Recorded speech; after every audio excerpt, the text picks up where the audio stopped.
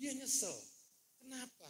Karena dia lihat di atasnya ternyata ada orang yang lebih hebat lagi mendapatkan nikmat dari Allah Subhanahu wa taala di dalam surga.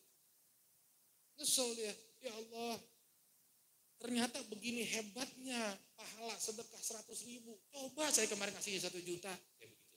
Nyesel kita. Karena yang ngasih 1 juta punya derajat yang lebih tinggi lagi dibandingkan yang 100.000. Begitu. Apalagi yang ahli dosa.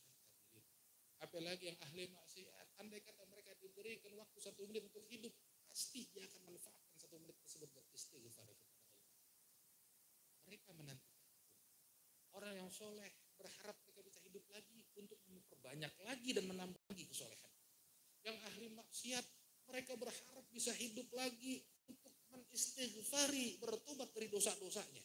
Mereka berharap hidup. Mereka berharap dikasih nafas lagi. Mereka berharap dikasih umur lagi. Bisa hidup lagi di alam dunia.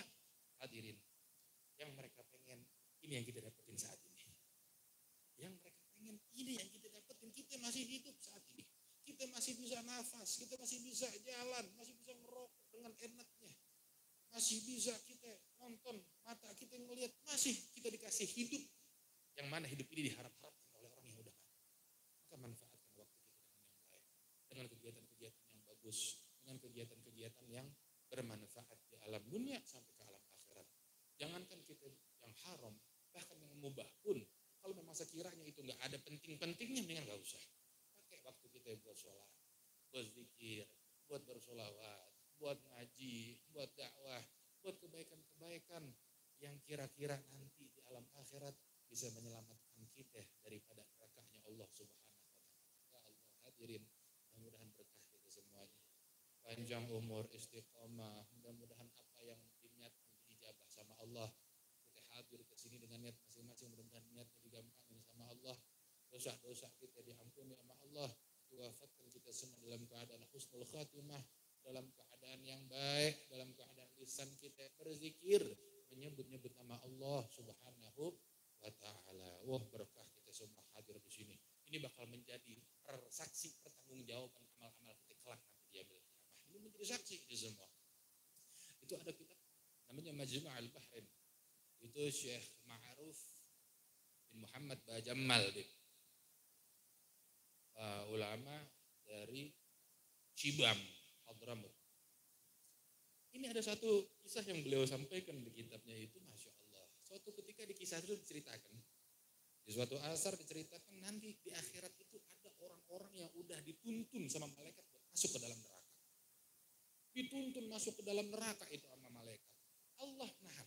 Tar dulu. Ini saking baiknya Allah sama umat manusia ini. Sama orang-orang Islam, orang-orang beriman, Allah baik sama kita. Jangan, tar dulu malaikat. Jangan dimasukin neraka dulu. Coba tanya dulu sama ini orang. Pernah nggak dia duduk di majelis ilmunya orang-orang alim? Ditanya sama malaikat Jibril, apakah pernah duduk di majelis ilmunya orang-orang yang alim? Ini orang jawab nggak pernah. Kata Allah, coba tanya lagi. Pernah nggak ini orang mencintai orang alim? Tanya lagi, enggak katanya. Coba tanya lagi sama itu orang. Pernah enggak dia duduk makan bareng sama orang alim? Masya Allah, makan bareng sama orang alim ya. Besok ajak Habib Ali makan. Ajak Ustaz Adi Hasan makan ya. Pernah enggak dia duduk makan bareng sama orang alim? Ditanya enggak pernah. Coba tanya lagi. Pernah enggak tinggal satu kampung sama orang alim?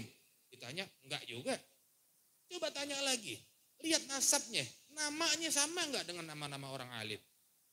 Oh, ini keutamaan tuh nama-nama orang-orang alim. Kalau nama-namanya sama, ini bisa jadi sebab syafaat buat kita. Sekarang kita lihat nama-nama anak aneh-aneh namanya itu.